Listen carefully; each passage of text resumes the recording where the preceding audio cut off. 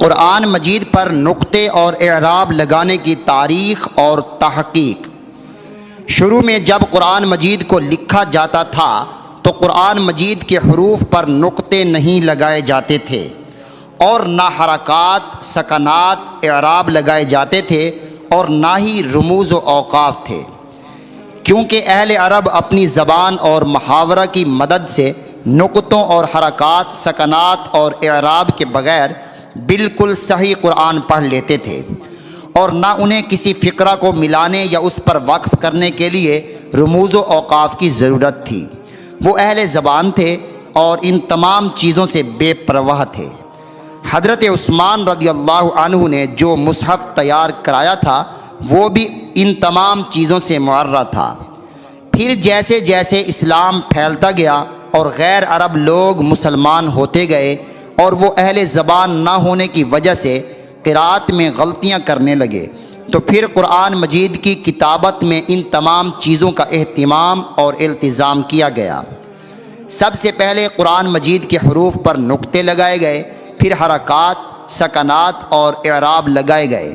پھر قرآن مجید کو صحیح پڑھنے کے لیے قرأت اور تجوید کے قواعد مقرر کیے گئے اور عام لوگوں کی سہولت کے لیے قرآن کریم کی آیتوں پر رموز و اوقاف کو لکھا گیا۔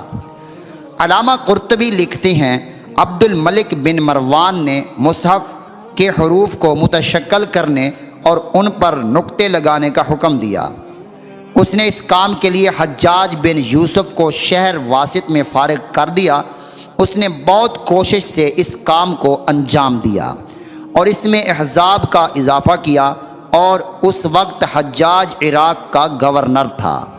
اس نے حسن اور یحییٰ بن یعمر کے ذمہ یہ کام لگایا۔ اس کے بعد واسط میں ایک کتاب لکھی جس میں قرأت کے متعلق مختلف روایت کو جمع کیا۔ بڑے عرصہ تک لوگ اسی کتاب پر عمل کرتے رہے، حتیٰ کہ ابن مجاہد نے قرأت میں ایک کتاب لکھی۔ زبیدی نے کتاب الطبقات میں مبرد کے حوالہ سے یہ لکھا ہے، جس شخص نے سب سے پہلے مصحف کے حروف پر نقطے لگائے وہ ابو الاسود الدولی متوفی 69 ہجری ہیں۔ اور یہ بھی ذکر کیا ہے کہ ابن سیرین کے پاس ایک مصحف تھا جس پر یحییٰ بن یعمر نے نقطے لگائے تھے۔ علامہ ابن خلقان لکھتے ہیں، ابو الاسود الدولی کا پورا نام ہے ظالم بن عمرو بن سفیان بن جندل بن یعمر بن حلس بن نفاذہ بن عدی بن عدیل بن بکر الدائلی۔ یہ وہ شخص ہیں جنہوں نے سب سے پہلے علم نحو کو وضع کیا۔ حضرت علی رضی اللہ عنہ نے ان کو بتایا کہ کلام کی کل 3 قسمیں ہیں، اسم، فعل اور حرف، اور فرمایا اس بنیاد پر تم قواعد تحریر کرو۔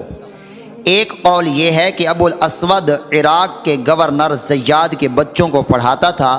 ایک دن وہ زیاد کے پاس گیا اور کہا، اللہ امیر کی خیر کرے، میں دیکھتا ہوں کہ عربوں کے ساتھ بکثرت عجم مخلوط ہو گئے ہیں اور ان کی زبان متغیر ہو گئی ہے۔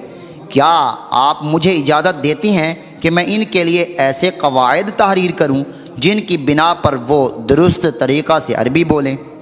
زیاد نے کہا نہیں۔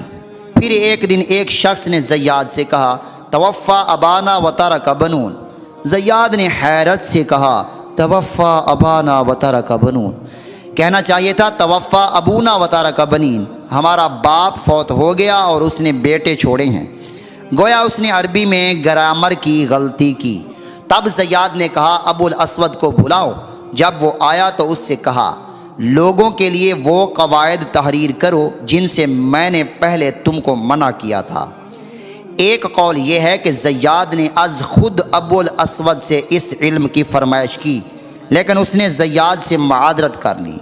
پھر ایک دن ابو الاسود نے ایک شخص سے سنا، وہ سورۃ توبہ کی آیت نمبر 3 کو غلط پڑھ رہا تھا، جو کہ ہے ان اللہ بریء من المشرکین ورسولہ، اللہ اور اس کا رسول مشرکوں سے بیزار ہیں۔ اس آیت میں رسولہ میں رسول پر پیش ہے، وہ شخص زیر پڑھ رہا تھا، اور اس سے یہ معنی ہو جاتے ہیں اللہ مشرکوں اور اپنے رسول سے بیزار ہے، العیاذ باللہ۔ तब अबुल असवद ज़य्याद के पास गया और कहा, मैं अब अरबी कवायद लिखने पर तैयार हूँ। उस वक्त अबुल असवद ने ज़बर की अलामत हर्फ के ऊपर एक नुक्ता करार दी और पेश की अलामत हर्फ के सामने एक नुक्ता करार दी और ज़ेर की अलामत हर्फ के नीचे एक नुक्ता करार दी।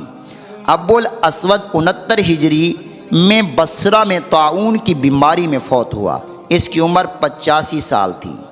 हाफिज़ इब्न असाकिर ने इस वाक़या का भी ज़िक्र किया है और ये भी लिखा है कि हज़रत उमर रज़ियल्लाहु अन्हु के ज़माना में एक शख्स ने सूरत तौबा की इसी आयत को गलत पढ़ा था, तो हज़रत उमर ने अबुल असवद को कुरान मजीद के कवायद मुरत्तब करने का हुक्म दिया। हाफिज़ इब्न कसीर लिखा है, इराक़ के गवर्नर ज़य्याद के कहने से अबुल असवद ने अरबी ज़बान के कवायद मुरत्तब किए। अल्लामा ज़ुरक़ानी लिखते हैं, अब्दुल मलिक बिन मरवान ने हज्जाज को ये हुक्म दिया कि कुरान मजीद पर नुक्ते लगाए जाएं, और हज्जाज ने नसर बिन आसिम उल-लैसी और याहया बिन यौमर उल-उदवानी को इस काम के लिए मुकर्रर किया। ये दोनों अबुल असवद उद-दौली के शागिर्द थे, और एक कौल ये है कि अबुल असवद ने सबसे पहले नुक्ते लगाए, और इस पर मुअर्रिखीन का इत्तिफाक है कि जब अबुल असवद ने एक शख्स को सूरत तौबा की आयत गलत पढ़ते सुना तो उसने इल्म नहव ईजाद किया और ज़बर ज़ेर और पेश के लिए नुक्तों की अलामात वज़ा की। एक अरसा तक हरकात और एराब के लिए यही अलामात राइज रहीं, लेकिन चूँकि इन अलामात का नुक्तों के साथ इल्तिबास और इश्तिबाह था, इसलिए फिर ज़बर ज़ेर और पेश के लिए इस तरह की अलामात मुकर्रर कर दी गईं। जी प्यारे दोस्तों, अब्दुल मलिक बिन मरवान 66 हिजरी में शरीर आराय सल्तनत हुआ और 86 हिजरी में फौत हुआ, और अबुल असवद 69 हिजरी में फौत हुआ। इसका मतलब ये है कि 66 हिजरी और 69 हिजरी के दरमियान में कुरान मजीद पर नुक्ते और एराब लगाए गए। उम्मीद करता हूँ मेरी ये आज की तारीख़ और तहकीक वीडियो आपको पसंद आई होगी।